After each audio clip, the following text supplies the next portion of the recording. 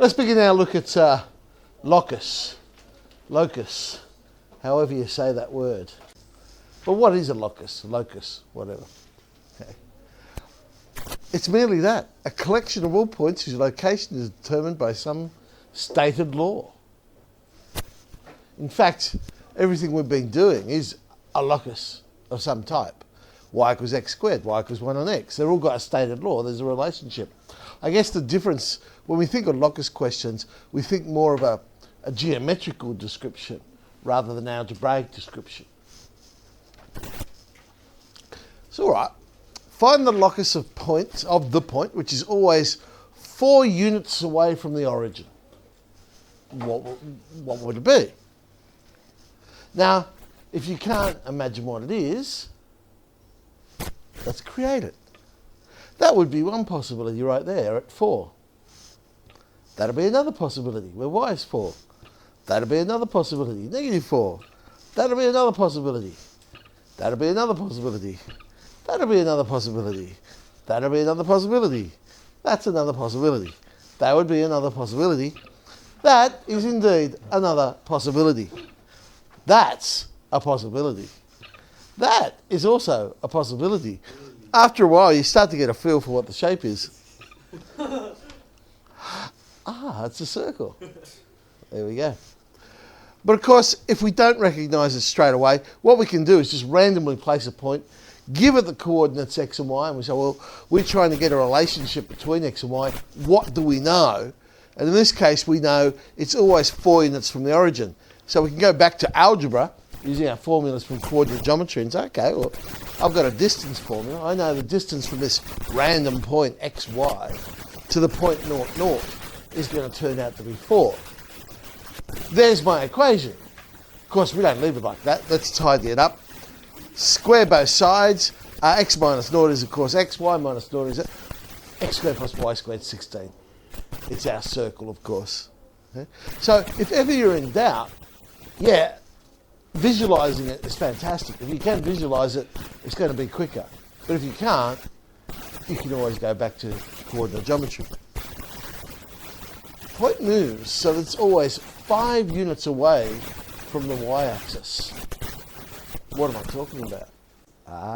Yes, it's got to be a vertical line, doesn't it?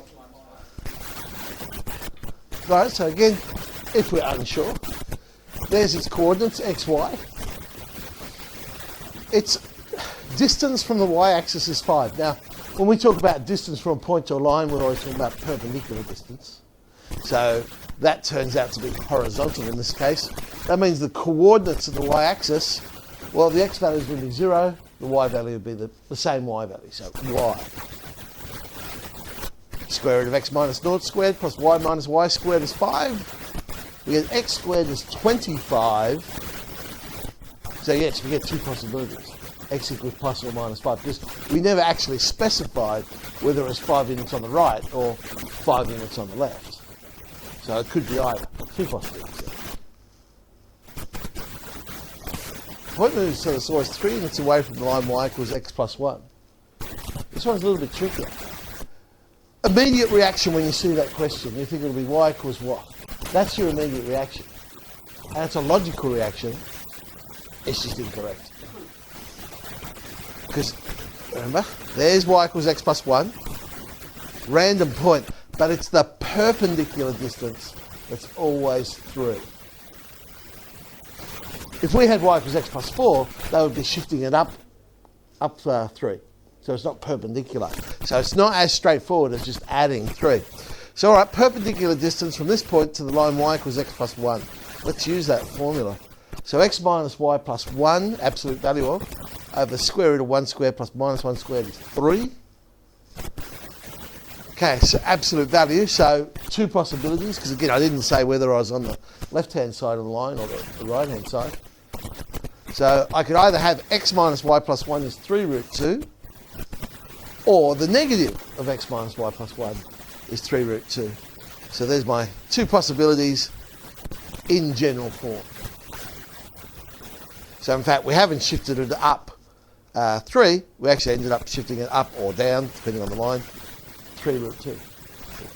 distance from the x-axis is always 5 times as great as its distance from the y-axis. Well, it's going to be one of two things, isn't it? It's either going to be y equals 5x or x equals 5y.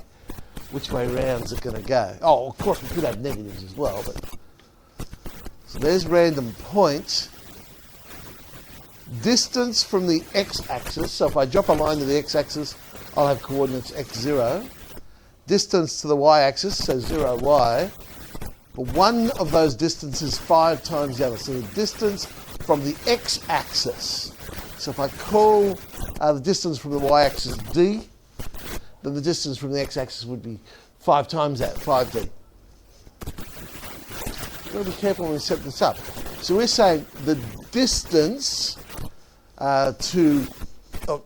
distance down, so vertical distance, is 5 times the horizontal distance.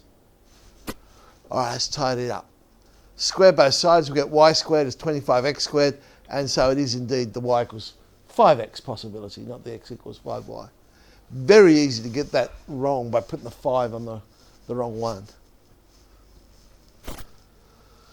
Okay. Distance moves so that its distance from 1, 2 is the same as its distance from 5, negative 4. So all those last ones were distance to a line, and they ended up being lines. This one's distance to another point. What's this going to turn out to be? See, if it was distance to a single point, then we know we'd have a circle. But this time we're saying its distance from 2 different points is always the same. So you're right, it's got to go through the midpoint, obviously. But then, when we move, that distance is going to be the same. We will end up with, hang on, let's draw it. There's the 2 points. So we know the midpoint, so I'll conveniently label the midpoint xy. And we know those distances are the same. What it ends up being is the perpendicular bisector. Because no matter where you put it on the perpendicular bisector, the distance will be the same. And you can prove that via congruent triangles. Because you would have side, angle, side, no matter where you put that third point. So therefore the third side must always be the same. All right, so I could do it using the distance formula, but I'm going to do it using the fact that it's the perpendicular bisector. I've worked out the slope first of all. So the slope's minus 3 on 2. Well, that's the slope of AB. So the slope I want, negative inverse, 2/3. Midpoint is 3 minus 1. So I have my point, I have my slope. And there's my answer in general form. But as I say, I could have used the distance formula. If I just said distance to one point is equal to distance to the other point, square both sides, expand out, group it all together, they are indeed the same because I can multiply the top one by 4 or divide the second one by 4, and sure enough, we get the same equation.